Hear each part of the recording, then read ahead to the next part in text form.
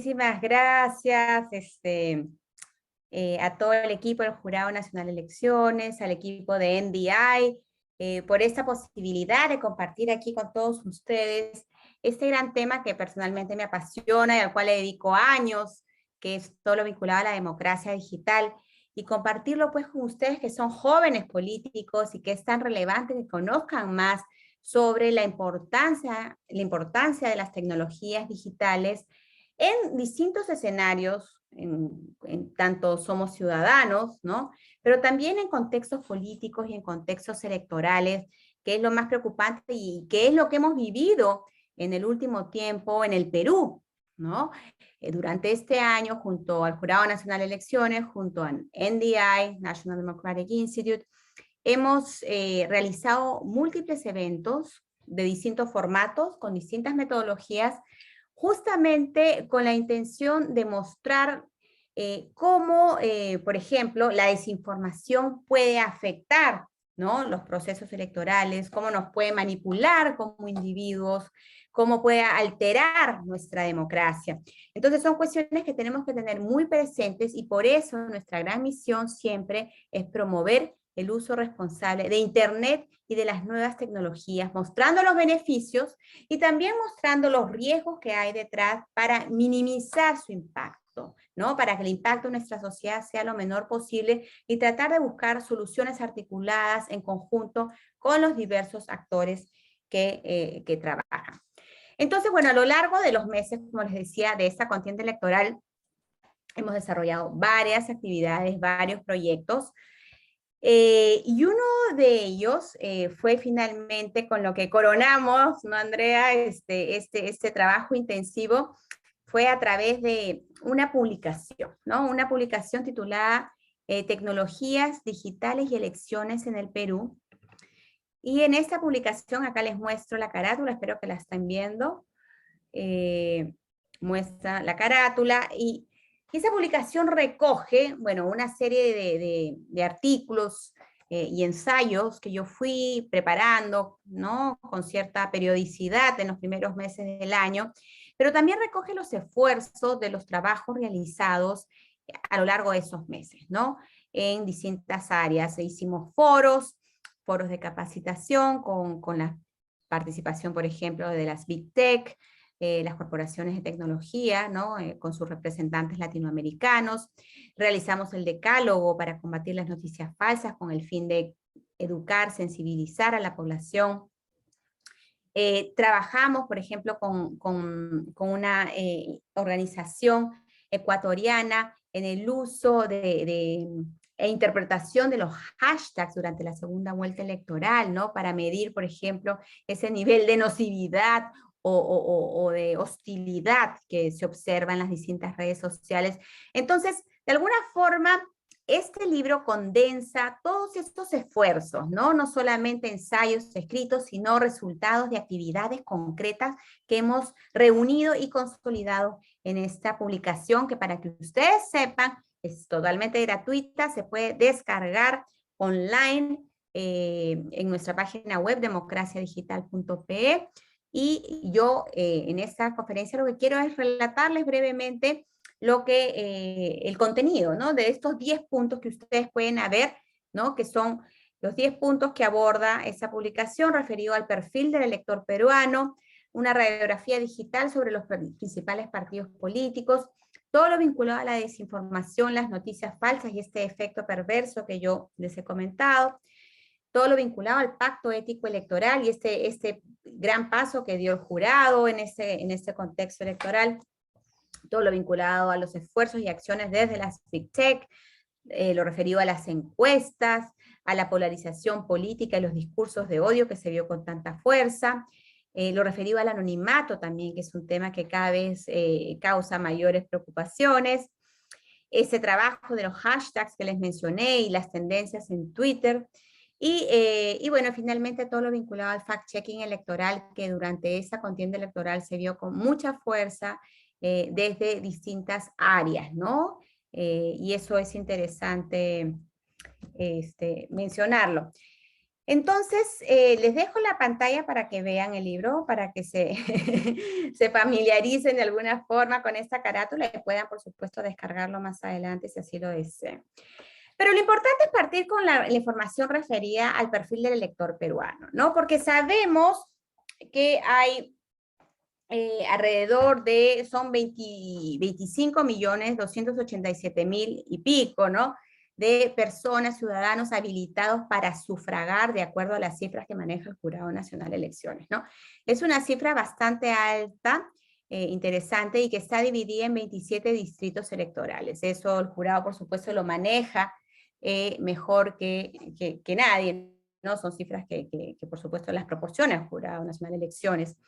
Sabemos que Lima Metropolitana y Lima Provincia son, especialmente Lima Metropolitana, pues es el área donde reúne un mayor número de ciudadanos listos para sufragar, y son además La Libertad y Piura, ¿no?, las siguientes regiones o distritos electorales con mayor población electoral, mientras que Madre de Dios, Moquegua y Tumbes son pues aquellos distritos electorales que cuentan con una menor población electoral. Pero frente a esto, como primer punto de partida, primer hallazgo que llama la atención fue que aquellos distritos electorales que gozan con una mayor población electoral también simultáneamente gozan con una mayor conectividad, ¿ya? Y este es un dato de partida que es potente. ¿Y es potente por qué? Porque normalmente se suele decir que hay esa brecha digital, que efectivamente hay brecha digital en nuestro país aún, pero es una brecha que está más enfocada en la área rural, ¿ya? En términos generales podemos decir que la población, o por lo menos donde subyace la mayor población electoral, sí hay acceso a Internet, sí están conectados, ¿ya? Y por tanto, pues, no hay que desperdiciar ese dato, esa información, para poder diseñar una campaña electoral, pues, en las distintas plataformas, aprovechando los beneficios, ¿no?, las virtudes de cada una de las distintas plataformas, porque cada una ofrece una serie de beneficios, ¿no? Cada una funciona distinto, como ustedes bien saben. Entonces, otros datos adicionales que sabemos, bueno, las zonas urbanas son las que normalmente acceden con mayor acceso a Internet, de acuerdo a INEI, en este perfil del elector, ¿no?, del elector peruano. Sabemos, INEI nos dice que el 70,3% de la población del Perú accede a Internet, ¿ya? En Lima Metropolitana, para que ustedes sepan, el acceso alcanzó el 83,4%, eso en el tercer trimestre, perdón, del año pasado, ¿ya? Lima alcanzó el 83,4%, y el resto urbano con 73,8%. Son casi 10 puntos de diferencia porcentuales en cuanto al acceso a Internet. El área rural, sin embargo, tiene un acceso del 41,7%, cifra que sí es mucho más bajo, sí se evidencia una brecha digital. Quiero que sepan también que al inicio de la pandemia, en marzo del 2020, el acceso, de acuerdo a las cifras registradas por INEI, a Internet en las zonas rurales alcanzaba un 5%. Era bastante bajo, cifra que ha aumentado considerablemente en el transcurso del año, porque de cierta forma la pandemia nos obligó a volcar nuestras vidas al mundo online. Entonces, se tuvieron que ver fórmulas alternativas para acceder a plan de datos, a Internet, a mayor conectividad, con distintos tipos de recursos, de infraestructura, y bueno, y tuvieron que acelerar este proceso de digitalización sin duda. Pero aún todavía falta mucho, evidentemente, pero sí se ha logrado un avance importante, ¿ya? Y eso hay que tenerlo muy en cuenta, y estas cifras son realmente relevantes. Otro dato importante es que el 87,7% de la población que usa Internet lo hace a través de su celular. Es decir, la gente, claro, tiene Internet en sus casas, pero en menor cuantía. Pero quienes acceden a Internet lo hacen normalmente desde un dispositivo móvil, desde su celular, su smartphone, o otra tecnología de la información que está disponible. El 94,3% de los hogares en el país tienen al menos una TIC. Y ese también es un dato relevante. Yo lo que les estoy mencionando son cifras que las he seleccionado porque son importantes decírselas para que ustedes sepan que la conectividad está, ¿ya? Está en nuestro país, está en nuestros hogares, está en nuestras casas. Sabemos que imagínense, el 94,3% de los hogares en el país tienen al menos una TIC. Y sabemos que las cifras de celulares en el país superan el número de la población nacional. Entonces son cifras muy importantes, ¿no? Entonces, aquellos distritos electorales con una mayor población apta para votar son los que también disponen de una mayor conectividad. Del otro lado, HotSuite nos dice que en el Perú se registran 27 millones de peruanos activos en las redes sociales. 27 millones de peruanos. Es una cifra muy potente. Eso supone que que hay varios que poseen, por supuesto, más de una cuenta en las distintas redes sociales, ¿no? Pero de esa cifra, de esos 27 millones de peruanos activos en las redes sociales, son 25 millones los que están en edad de votación, ¿ya? Que es esa misma gente que está activa en las redes, que tiene distintas cuentas, pero es gente que está en edad de votación. Ahí hemos quitado casi un 4,5% que eran personas que estaban por debajo de la edad de votación, eran menores de 18 años, pero es un porcentaje importante y que refuerza esta idea de que efectivamente el peruano sí accede a Internet por distintos medios. Claro, acá podemos cuestionar otros elementos como, claro, el tema rural, como ya les dije, o también la velocidad de Internet, o la calidad del plan de datos, en fin, eso es cuestionable, lo sabemos, todo se puede mejorar, pero de que acceden a Internet, esa es la premisa y el punto de partida. Otro dato importante es que el 52% comparte noticias vía redes sociales, mensajería o email, convirtiéndose la vía online en la principal fuente de información. Eso nos lo dice el Digital News Report del año 2021, ¿ya? Que es una cifra importante porque sabemos que las redes sociales y la mensajería, como es WhatsApp, ¿no? Son los medios más utilizados en el Perú justamente para compartir información y para recibir información, la principal fuente de información online. En cuanto al punto 2, referido a la publicación sobre la radiografía digital en los principales partidos políticos, vemos que en términos generales los políticos se han adaptado muy bien. Hay unos, por supuesto, que lo han hecho mucho mejor que otros, y eso recae justamente en la experiencia, en si han participado o no en campañas electorales anteriores, ¿no? Y eso evidencia pues las mejores estrategias digitales, cómo han empleado las distintas plataformas. Pero en términos generales las utilizan para interactuar con la ciudadanía, para alcanzar nuevos públicos, para dar a conocer sus ideas, para difundir sus propuestas, para crear iniciativas para la co-creación, para invitarlos a colaborar en las campañas políticas, para transparentar información, para segmentar mensajes o para captar voluntarios y personeros. O sea, a grandes rasgos, esas serían las principales acciones con las cuales hacen uso de las distintas plataformas digitales en términos políticos, ¿no? Y vemos, por supuesto, que se han adaptado muy bien a lo que es la web, ¿no? El contar con una web oficial, una cuenta en Facebook, Instagram, en Twitter, en YouTube, un canal de YouTube. En todas ellas vemos que no solamente la plataforma original del candidato, sino también lo es del partido político o grupos de apoyo, ¿no? Grupos que de alguna forma soportan la campaña, que están afiliados a ellos, ¿no? Grupos afines, qué sé yo. Que lo vemos pues en las distintas plataformas, ¿no? Tanto en Facebook, Instagram, Twitter. YouTube es el canal oficial donde se postean pues los videos, desde ahí se comparte el vínculo, el link, y esto se viraliza en las distintas plataformas sociales. Hemos visto con mayor fuerza en esta última campaña el uso de TikTok como plataforma para atraer a nuevas audiencias, sobre todo a los jóvenes, para llevar mensajes más más sencillos, ¿no? Más, de alguna forma, más fáciles de digerir.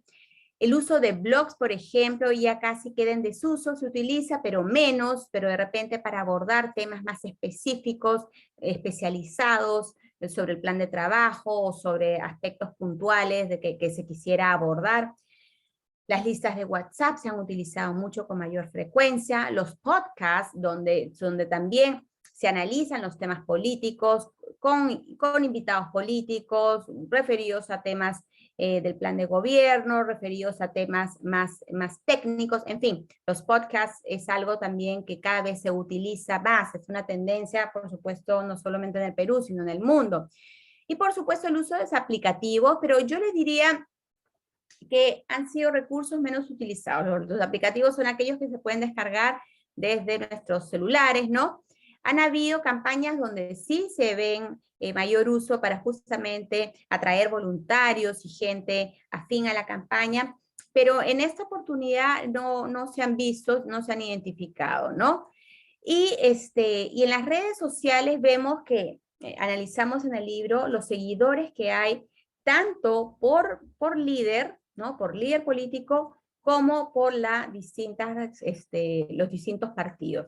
Entonces ahí hacemos, por eso los invito a consultar el libro, porque se muestran los cuadros y los números de seguidores en todas esas plataformas que les he dicho, tanto por partido político como por líder, ¿no? Y se ve, por supuesto, que de acuerdo al número de seguidores, hay un mayor número en aquellos candidatos o partidos, por supuesto, que han participado en elecciones anteriores, que ya tienen un tiempo de vigencia en la escena política, ¿no? Aquellos partidos que recién han surgido del último tiempo, que son outsiders, que recién los hemos visto por primera vez en la contienda electoral, bueno, pues evidentemente gozan de un número menor de seguidores y usuarios en las distintas redes sociales, ¿no? Y por tanto son ellos también, coincide evidentemente, quienes no saben utilizar de la mejor manera, de manera estratégica, todas estas distintas plataformas que están ahí a la mano de todos, accesibles, y que hay que utilizarlas de la mejor forma para sacarles el mejor provecho en una campaña electoral. Llegamos hacia el punto 3 de esa publicación, que está referida a la desinformación y todo lo vinculado a las noticias falsas y su efecto perverso. ¿Ya? Si quieren, dejo de compartir la pantalla, si les parece. Ahí está para poder, para poder verlas mejor. Bueno, entonces, en ese tercer punto hablamos y queremos dar a entender la importancia y del efecto nocivo que genera la desinformación online, porque ahí lo que sostenemos es que normalmente la desinformación no viene sola, ¿no? Viene acompañada de una serie de elementos que la hacen más feroz, con una mayor malicia, y cuyo impacto, por supuesto, es más fuerte en nuestras sociedades. Normalmente la desinformación online viene acompañada de noticias falsas, de maquinarias de trolls, de bots automatizados, de cuentas falsas, esas cuentas que hacen uso del anonimato, que nadie sabe quién está detrás, que de repente no tiene ni fotografía, y el número, la cuenta pues es una numeración simplemente, entonces ahí no sabemos con quién nos estamos enfrentando, ¿no?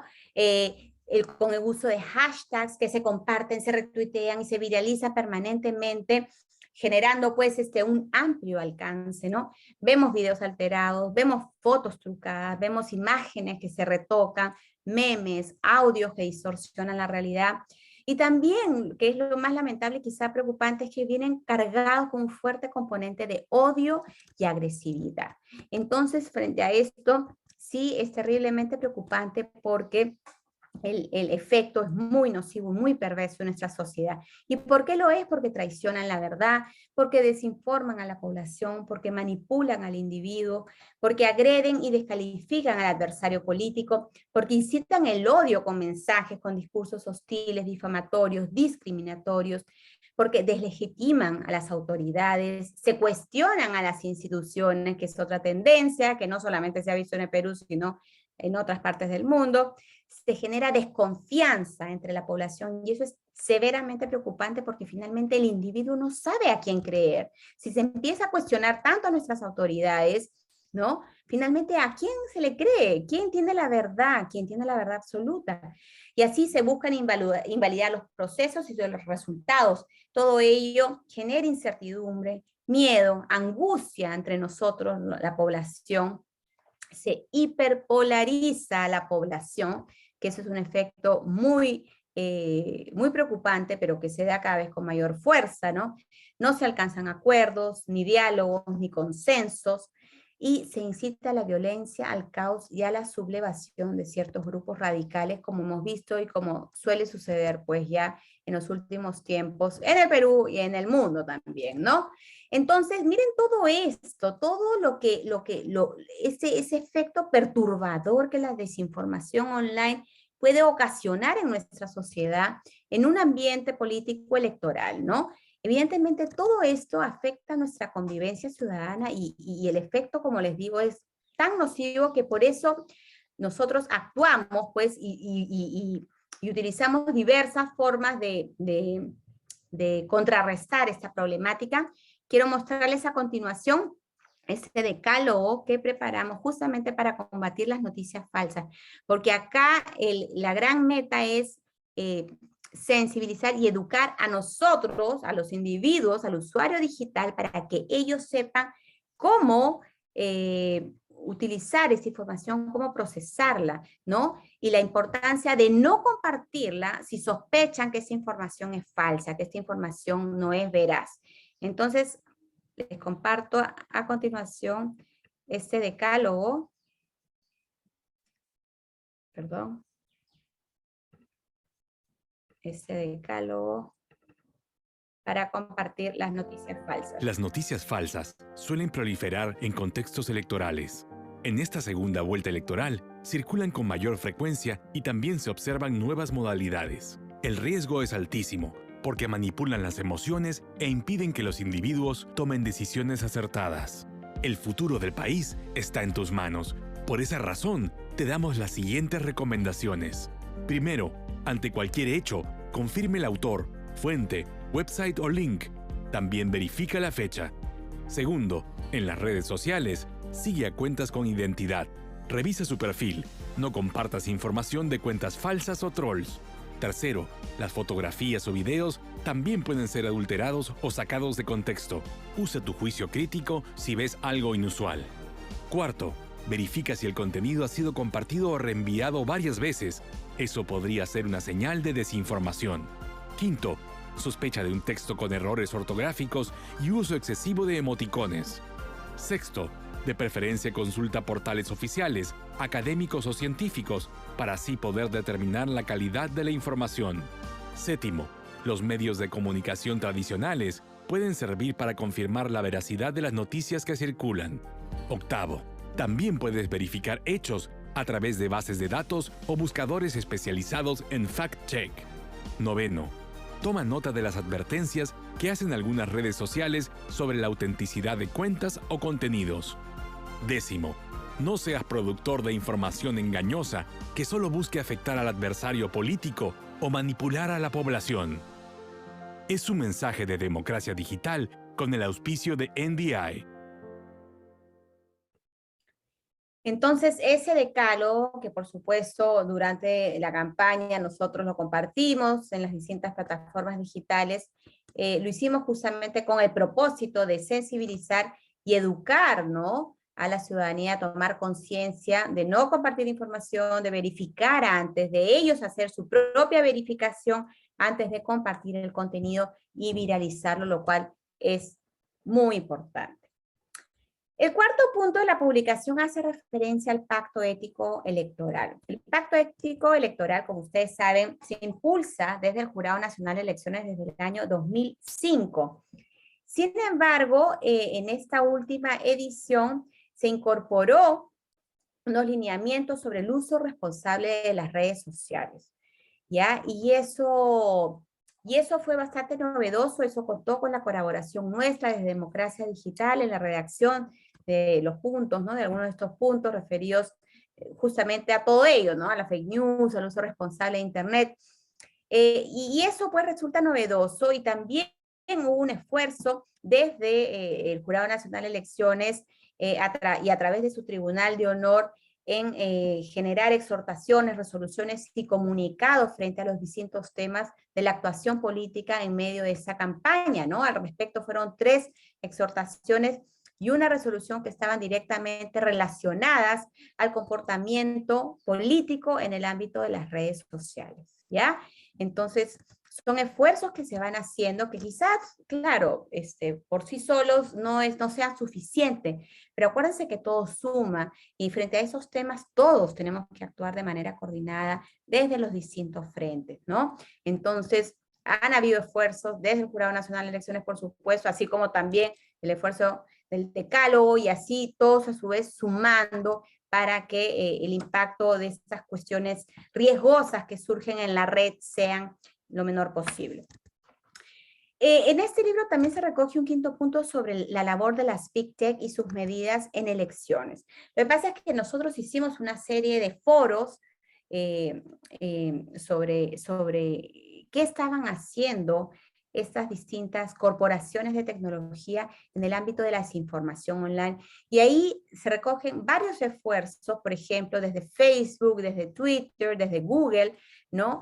Para poder contrarrestar esto, ¿no? Por ejemplo, Facebook frente a un post falso en la red, este puede ser degradado a través de su penalización en el algoritmo de la red, ¿no? Lo cual pues impide la circulación y su mayor alcance, su viralización, ¿no?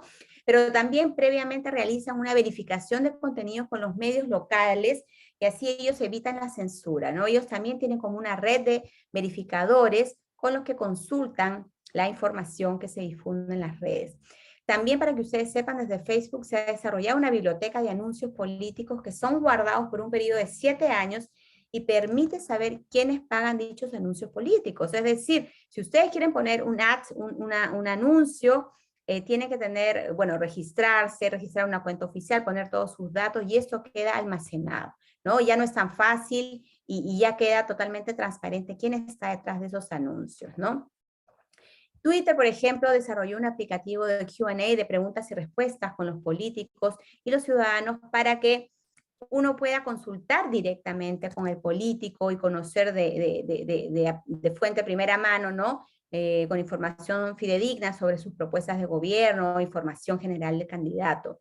Google creó el Fact Check Explorer, por ejemplo, ¿no? Donde ahí ya hay información que ha sido prechequeada, pre-verificada, y ustedes pueden entrar, si tienen alguna consulta, y ellos les pueden decir la información relacionada a ello y lo que se ha dicho al respecto de ese dato, por ejemplo, ¿no? Y también impulsan una campaña muy linda que se llama Digimente, que va dirigida a niños y jóvenes, que ayuda a distinguir entre una noticia falsa y no real, ¿no? Entonces, una noticia falsa, perdón, y una real, verdadera o falsa. Entonces, ellos han creado distintas iniciativas justamente para educar, para sensibilizar, para prevenir, en fin, y las formas como han actuado son básicamente moderando el contenido, haciendo donaciones importantes a fact-checkers o periodistas, orientando a los usuarios hacia información veraz, ¿no? O políticas de publicidad, justamente prohibiendo anuncios que tienen dudosa procedencia. Lo que sí es cierto es que siempre habrá más que hacer, por supuesto, pero son esfuerzos que ya hay, que existen, que se han dado justamente para combatir estos problemas que surgen en la red. El 6º punto de este libro recoge algo muy importante que es sobre las noticias falsas, y ahí nos cuestionamos si las encuestas falsas son fake news, si son noticias falsas, ¿no?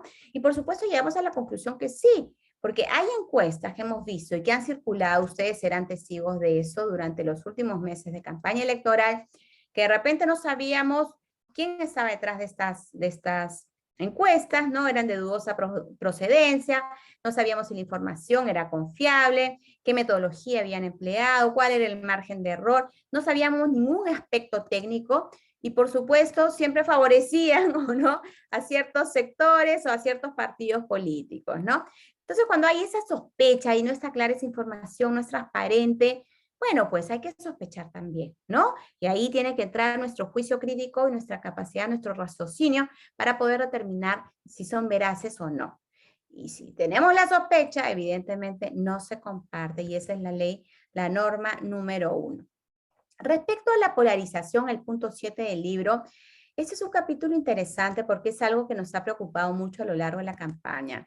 Todo lo vinculado a esta lucha de poder, esta agresión, este clima hostil, esta guerra de likes, de hashtags, de retweets, ¿no? Que hay en las redes sociales, especialmente en Twitter, y esa poca capacidad de llegar a consensos o diálogos, ¿no? De pronto Twitter durante la campaña electoral, y lo vemos hoy en día también frente a determinados hechos concretos, que se convierte en un campo de batalla, un espacio tremendamente polarizado o hiperpolarizado, como le digo yo, donde pues no se llega a ningún consenso. Y que además vemos otras cosas que acentúan esta situación, ¿no? Que es lo vinculado a la tribalización o los filtros burbujas, que significa que finalmente uno convive y comparte con quienes piensan igual a uno. ¿Ya? Tú solamente interactúas, lees y compartes quienes piensan igual o similar a ti. Y lo que está generando es eso también, una sociedad digital muy fragmentada, ¿no? Donde cada núcleo solamente participan con aquellos que tienen afinidad, ¿ya? Y del otro lado vemos un excesivo narcisismo. ¿Y en quiénes vemos eso? En aquellos, pues, influencers políticos, tuiteros, quienes están constantemente en las redes sociales. Entonces, ellos se creen los dueños de la verdad absoluta, ¿no? Ellos son los que tienen los miles de seguidores y likes y retweets. Creen que su verdad, pues, es absoluta y no abren espacio al diálogo, muestran, ¿no? También una actitud intolerante, y eso sí es preocupante, y eso coincide también con un estudio que vi recientemente de Pew Research Center en Estados Unidos, que informa que el 25% de adultos que usan Twitter en Estados Unidos, para que sepan ustedes, 25% de adultos producen el 97% de los contenidos.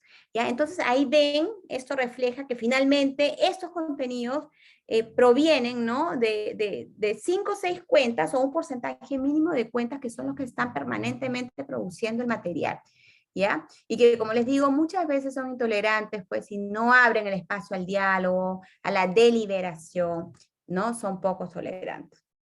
Y con eso también vemos otro elemento que es de mucha preocupación, que es vinculada a estos discursos de odio, ¿no? Que se fomentan tanto en las redes sociales por estos extremismos que van surgiendo, que son propios también de esta era digital, de esta polarización. O sea, la polarización finalmente lo que genera es que el centro político desaparezca y tengamos pues estos dos extremos, que fue lo que tuvimos en nuestras elecciones, ¿no? Este extremo de la derecha y de la izquierda, y que finalmente se confrontaron, ¿no? Con ideas, además, en un campo muy agresivo, muy ofensivo, ¿no? Sin tolerancia, sin respeto, sin deliberación, y que no vemos también autorregulación por ningún lado, y eso es preocupante, o sea, porque finalmente en estos espacios, pues, tiene que ser uno como individuo el que pone sus propias normas, el que actúa con empatía, con respeto, con tolerancia en el ámbito digital, donde hay autorregulación, ¿no? Donde tú sabes cuáles son los límites. Sin embargo, no se ve nada de eso, y eso preocupa. Para que tengan una idea, en la última campaña electoral, o sea, hashtags como traidor, miserable, mentiroso, caradura, cobarde, han sido recurrentes a lo largo de la campaña, ¿ya? Y eso pues es muy hostil, ¿no? Y a eso hay que tener mucho cuidado. Otro aspecto del libro, el punto 8, referido al anonimato y las cuentas falsas. Y eso es otra gran preocupación que se ve en el plano online. ¿Por qué? Porque no sabemos quién está detrás de esas cuentas falsas. Una cuenta falsa, pues, como les digo, no tiene ni fotografía, simplemente una numeración como nombre, no hay una identidad detrás. Entonces, estas cuentas falsas, este anonimato, finalmente se siente con la libertad de poder inventar, mentir, exagerar, descontextualizar, tergiversar la realidad a su antojo. Y finalmente uno que pone su cara, su foto, su nombre, ¿no? Terminas hablando con uno que no sabe quién es, que te puede ofender, te puede insultar. Entonces es realmente tóxico, o sea, es tóxico, un escenario tóxico, pero ahí pues la salida es uno, aprender a no hacer el uso del anonimato. Y lo otro que yo considero que debiera ser un punto de partida es que las plataformas digitales, esas corporaciones de tecnología, debieran poner como una base, una línea base para acceder y para deliberar en esas redes. Y esa base por lo menos es tu identidad. No deberían existir cuentas con identidades falsas, ¿no? Con una identidad que no sabes quién es. Y eso tendría que estar validado justamente con nuestra identidad, identidad que está registrada, pues, por ejemplo, en el caso peruano, en RENIEC, ¿no? Hacia eso debiéramos apuntar. Poner medidas que sean línea base de partida para poder interactuar en un espacio de respeto, tolerancia, de empatía, ¿no? De diálogo, y no un campo de batalla. El punto 9 hace referencia a los hashtags, y eso es lo que yo les contaba. Con usuarios digitales de Ecuador hicimos un análisis interesante porque ellos analizaron lo que fue la segunda vuelta electoral en Ecuador y nosotros lo hicimos en el caso peruano con los hashtags que ocuparon los primeros puestos en las tendencias en Twitter, ¿no? Y ahí vimos pues todo lo que se dijeron en estas redes sociales entre los dos candidatos que iban a segunda vuelta, ¿no? Era interesante explorarlo porque finalmente lo que vimos fue que la persona que obtuvo un mayor número de hashtags en su contra, tanto en Ecuador como en Perú, fue quienes resultaron ganadores, ¿no? Este análisis analizó los hashtags tanto positivos como en contra de cada uno de los candidatos, ¿no? Y bueno, es interesante, toda esa información está en el libro y están los vínculos para que ustedes vean cómo fueron avanzando y cómo fueron apareciendo estos hashtags permanentemente durante las semanas que duraron la contienda de segunda vuelta electoral. Y un último punto, porque yo creo que ya estoy sobre el tiempo, por eso me estoy apurando. Andrea, con toda confianza, dime si me excedo. Yo hablo a veces de más. Tranquila, termina ese y ya vamos con las preguntas. Ya. Bueno, y es todo lo referido al fact-checking electoral, ¿no? Porque esto es un punto crucial, un punto muy importante que hemos visto cómo en esta campaña electoral surgieron muchos esfuerzos, muchas acciones dedicadas a la verificación de hechos justamente para disminuir esta desinformación online tan grande que estuvimos viviendo. Entonces surgieron iniciativas como Perucheck, Amayuya, The Trust Project, El Verificador, Ojo Biónico y muchísimos más que aparecieron, incluso, que también eso hay que decirlo y fue muy acertado, desde el Jurado Nacional de Elecciones se creó un comité técnico de fact-checking, ¿no? Por primera vez, imagínense, justamente para detectar y verificar información falsa que circulaba en las redes, ¿no? Y a su vez ellos poder brindar la información veraz, la información real. Entonces yo les recomiendo leer ese libro, consultarlo. Yo creo que va a servir no solamente en esta elección, o sea, que ya pasamos, sino para futuras elecciones de Perú, en el Perú y en otros países, porque finalmente, como les digo, esos temas digitales son transversales a todas nuestras realidades y sociedades latinoamericanas. A ver, algunas conclusiones finales del libro es que, bueno, esta contienda electoral fue realmente difícil, sin duda, fue una elección que nunca antes habíamos vivido y que se agravó, por supuesto, por la pandemia que vivíamos, que nos forzó a hacer nuestras vidas online, ¿no? Otro elemento importante es todo lo referido a las cifras que les dije, los perfiles online que hay, ¿no? Donde se observa que un amplio porcentaje de votación de personas en edad de votación tienen ya acceso a Internet, ¿no? Ya sea a nivel fijo o desde sus dispositivos móviles, que eso es importante. Entonces, esto sirve para justamente el diseño de sus estrategias y campañas políticas. Y además, aquellos distritos electorales con mayor población electoral son aquellos distritos o regiones que tienen un mayor acceso a Internet, ¿ya? También lo que les comenté sobre esto, lo vinculado a que aquellos políticos que han participado ya en campañas anteriores, ellos demostraron utilizarlas más eficientemente, todas esas estrategias digitales y esas distintas plataformas, ¿no? Todo lo de fact-checking ha sido una respuesta muy importante que hay que destacarla, pero acuérdense que no solamente es esa respuesta la que se debe dar, sino que hay que actuar de manera coordinada, todo, sociedad civil, gobierno, periodismo y fact-checkers, corporaciones de tecnología, todos tenemos que actuar frente a este tema. Bueno, y después hemos visto reacciones desde las Big Tech, que son dignas de, por supuesto, de reconocer también, pero también es necesario sensibilizar, educar y enseñarle a la población a autoprotegerse y ser responsables en el entorno digital. Y bueno, yo creo que hay que tener en cuenta para finalizar, simplemente ustedes como políticos o futuros líderes, que las herramientas digitales no son un arma para atacar y denigrar al rival político. Pensar en eso es un gravísimo error. Las plataformas digitales, Internet, tienen un gran potencial, han sido creadas Internet ha sido creado para servir a la humanidad y por tanto hay que utilizarlas de la mejor manera, de la forma más sabia, para sacarle el mejor provecho por el beneficio de nosotros como individuos y de nuestras sociedades. Muchísimas gracias.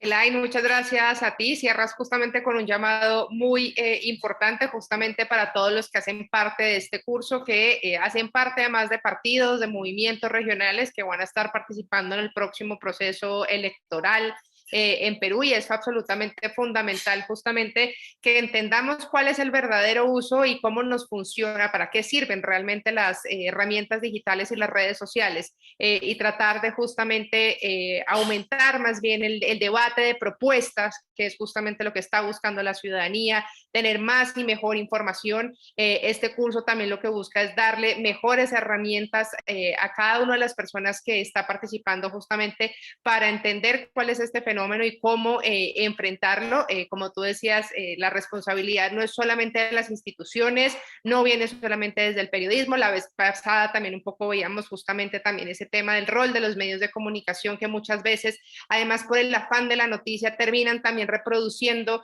quizás por error noticias falsas, y cada uno de nosotros tiene que poner justamente un grano de arena en este combate a la desinformación, en mejorar y alzar el nivel del discurso público, del discurso político, y ayudar con esto a fortalecer justamente la democracia y a permitir que la ciudadanía tome las mejores decisiones con información justamente veraz.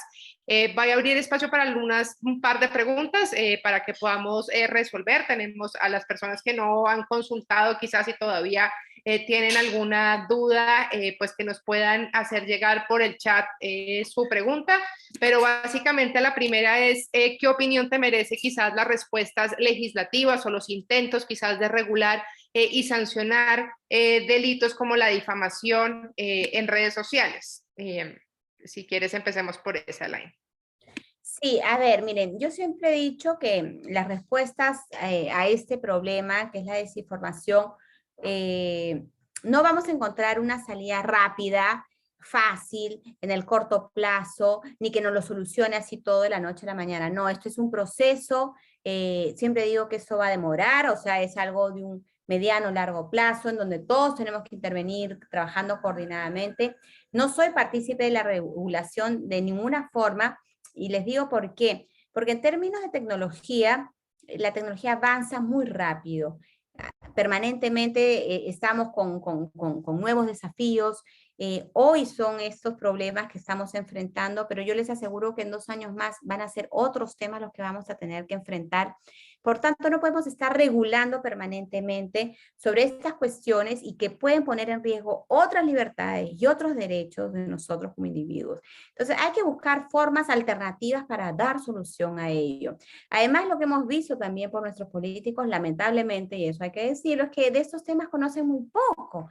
Entonces, a veces quieren ponerse a regular de temas que desconocen y lo que van a generar finalmente es un gran entrampamiento y generar un daño justamente al ecosistema digital, porque no lo entienden, no saben cómo funciona y están generando pues un problema que va a impedir otro tipo de situaciones o puede coactuar otro tipo de libertades o derechos. Perdón, ahí les he puesto el link de la publicación, es gratuita, la pueden descargar en PDF, por favor, se los puse en el chat.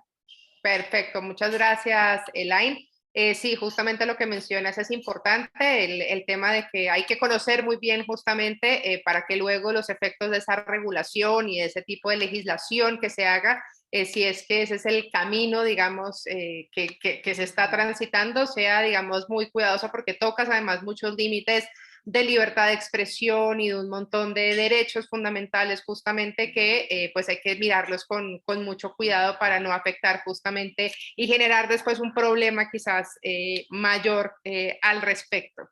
Por acá también nos preguntan un poco, y es así, no sé qué tanta información haya, pero igual te la voy a hacer, es si hay métricas acerca de los trolls, qué información y cómo puede uno un poco conocer acerca de este tema de los trolls y bots, quizás si podías profundizar un poquito más, Elaine, al respecto. Sí, claro, en verdad es muy poco lo que se sabe, o sea, sobre la desinformación es terrible, en verdad, porque no se sabe con exactitud quién produce esos contenidos, porque siempre la gran pregunta es quién hace esto, ¿no? ¿Por qué lo difunden? Pero hay cuestiones que sí sabemos que pueden servir, ¿no? No sabemos quién lo produce, pero sí sabemos quién comparte ese contenido. Entonces, eso ya les puede dar una pista de quién está detrás de ese contenido, ¿ok? Cuando vemos quién lo comparte, quién lo difunde, quién lo viraliza, bueno, pues ya ahí podemos entender más o menos cómo es eso. Y lo que siempre también sabemos es que la fake news, la desinformación, solo obedece a intereses políticos o comerciales. Por eso lo vemos con tanta fuerza en campañas políticas, y lo hemos visto con tanta fuerza durante la pandemia con el COVID. ¿Por qué? Porque claro, en el fondo buscan desinformar para generar caos, para generar pánico, alertar a la población y tal vez lo que quieren es venderte las mascarillas, venderte el oxígeno, venderte otro tipo no sé, de producto que pueda ser útil y que puede significar ganancias para otras personas. O sea, los intereses comerciales y políticos siempre están detrás de toda esa información. Muchas gracias, Elaine, por el asunto. Y sí, como tú dices, hay realmente todavía, sobre todo en este mundo digital, donde nos podemos blindar todavía en el anonimato, justamente de crear un montón de cuentas falsas, lo que tú decías, muchos de esos perfiles no están identificados, no tienen una foto, normalmente no tienen un nombre como quizás el que cualquiera de los que está presentes en esta sesión el día de hoy puede tener en sus redes. Y digamos es también complejo el tema digamos, de esa identidad también digital. No sé si por acá hay alguna otra pregunta para Elaine y si no podemos ir cerrando quizás un poco, Elaine, con miras justamente al próximo proceso electoral que se avecina.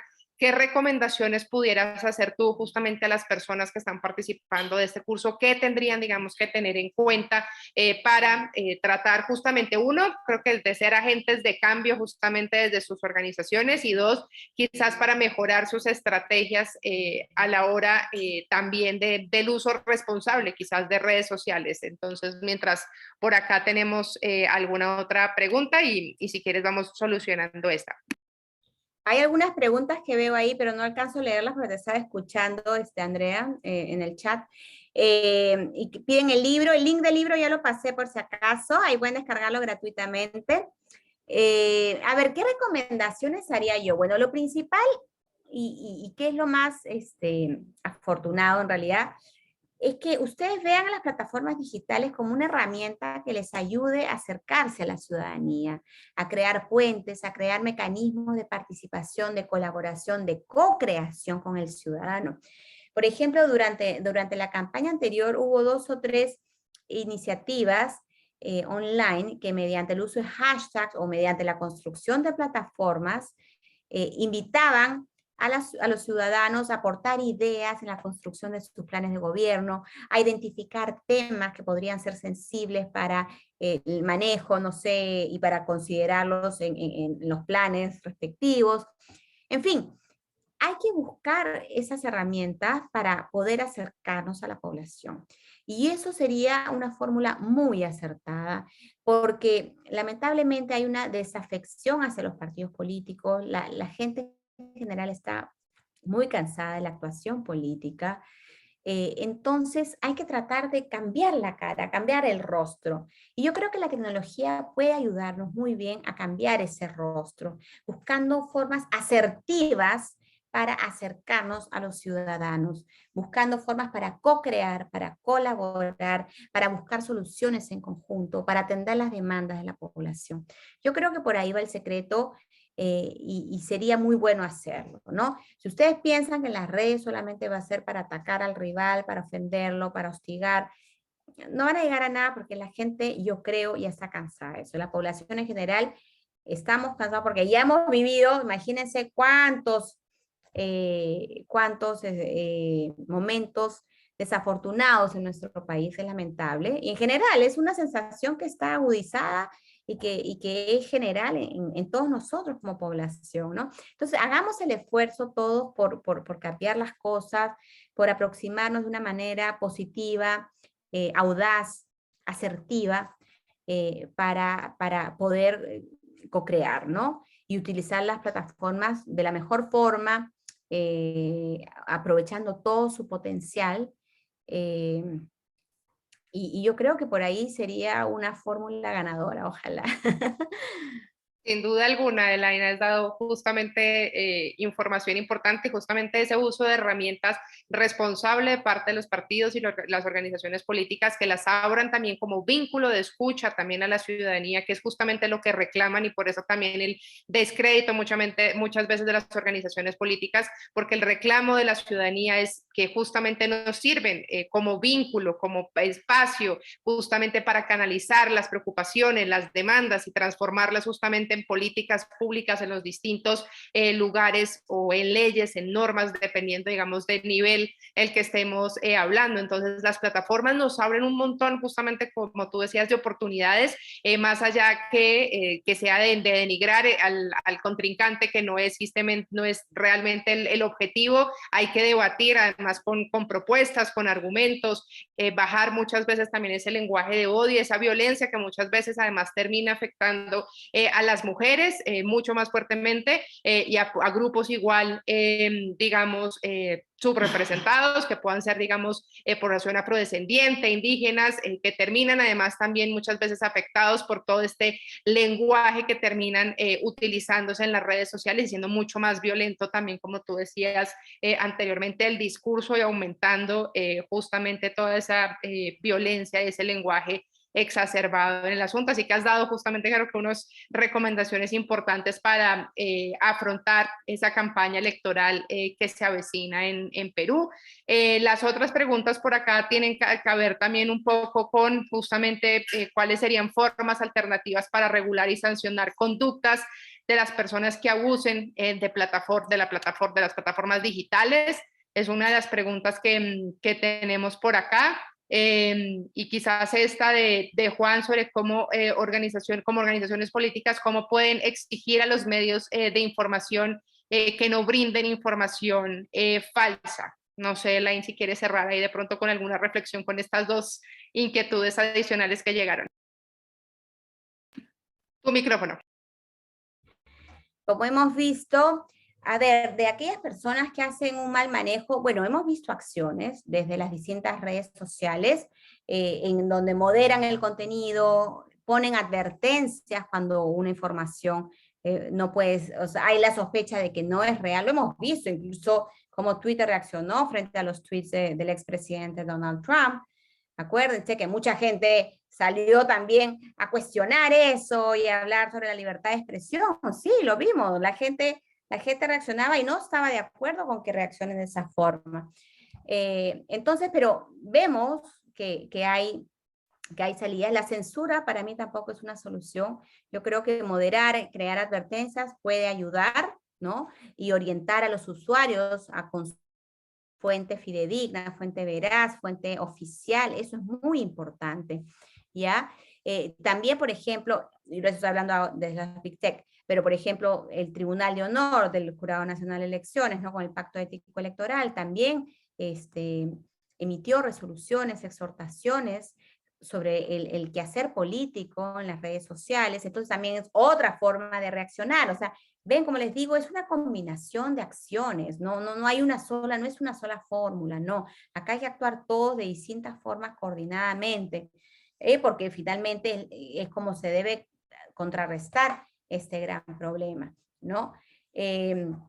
Y la siguiente pregunta, perdón, era lo último que me dijiste. No, es cómo exigir a los medios de De comunicación que no comunicación. brinden información falsa. Lo que pasa es que, a ver, ahí es un tema que nosotros como individuos tenemos que estar en la capacidad de verificar la información, de utilizar nuestro propio juicio crítico y poder discernir si una noticia es real o no. Entonces, frente a eso, bueno, nosotros determinaremos si vemos o no ese noticiero, o si vemos o no ese canal de televisión, o si leemos o no ese diario, ¿no? O sea, ahí está nuestra libertad plena en decidir qué hacemos o no hacemos.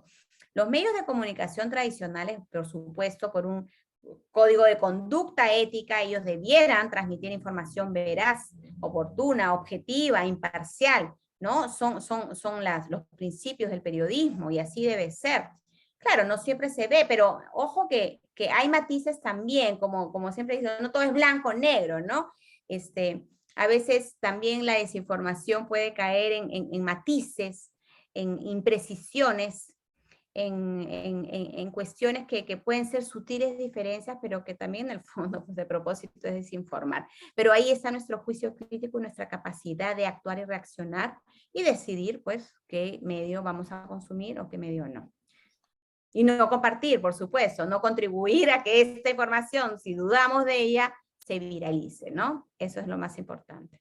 Absolutamente, eso es clave y fundamental. Muchas veces, como lo veíamos en la sesión anterior con Agustín, justamente esa, cuando vemos información, además, muchas veces que nos despierta además esas ganas inmediatas de compartirla porque se aferra mucho quizás a la forma en la que pensamos o a lo que sentimos. Paremos un segundo, dudemos quizás de esa información y ayudemos a verificar para tratar de no expandir justamente toda esta información. Line justamente tanto en el libro como ahora en la conversación ha dado algunas herramientas que están disponibles para verificar justamente esa información y ayudar justamente a tratar de tener un entorno, digamos, mucho más saludable y tratar de minimizar el impacto de que todas estas noticias falsas tengan sobre los procesos electorales y la integridad justamente del proceso electoral. Agradeciéndole a Line, varias cosas importantes para ir cerrando esta sesión. Uno, se les está pasando en este momento por el chat una encuesta que es muy importante que la diligencien, por favor. Entonces, para que nos puedan ayudar con sus respuestas, son preguntas muy sencillas, entonces para que por favor, mientras acá hacemos el cierre, puedan respondernos. Recordarles a cada una de las personas que nos acompañaron, uno, que el curso es por supuesto mixto, tiene sesiones sincrónicas y asincrónicas, entonces para quienes no han entrado a la plataforma o no han hecho el primer módulo, están todos los contenidos disponibles, la evaluación disponible del módulo 1 y 2, para que puedan ustedes acceder a los contenidos. Recuerden que todo, tanto las sesiones sincrónicas como los contenidos y la evaluación, por supuesto, son calificables y dependiendo, por supuesto, de su asistencia y de su desarrollo, pues obtienen o no el certificado al finalizar el curso. Entonces es importante que entren nuevamente a la plataforma, quienes no lo han hecho, para que puedan desarrollar las distintas actividades que están ahí expuestas para cada uno de los módulos y por supuesto recuerden asistir a las sesiones. La siguiente semana tenemos la sesión número 3, así que por favor estén todos muy pendientes para que puedan acceder, registrarse con tiempo al enlace y acompañarnos en esa sesión. Y creo que esos serían como por el momento todos los anuncios que tenía que darles. Elaine, muchísimas gracias por habernos acompañado el día de hoy. Dale.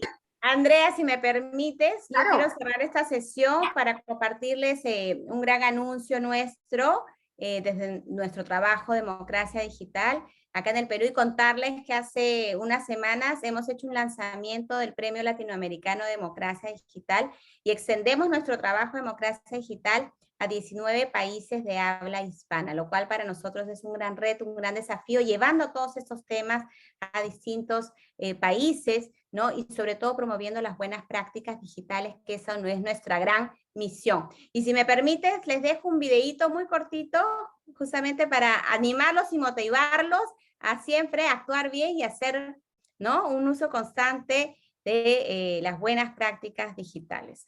Adelante, Elaine, por supuesto. Mientras diligencian la encuesta, Elaine va a compartir un video, así que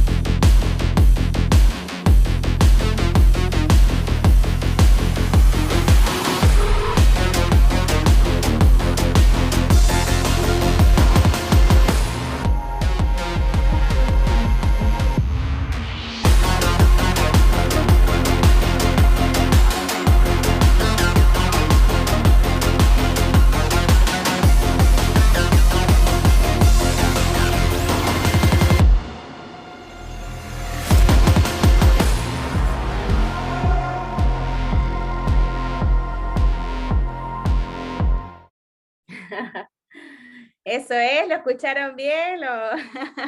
Perfectamente, Lai, lo escuchamos, lo vimos muy bien, así que todos también muy atentos y por favor, pues también recuerden acompañarnos. Elaine les dejó el libro también disponible, así que nada, nos estaremos viendo en la próxima sesión. Muchísimas gracias a todas y todos los que se conectaron, por supuesto a nuestras intérpretes en esta sesión.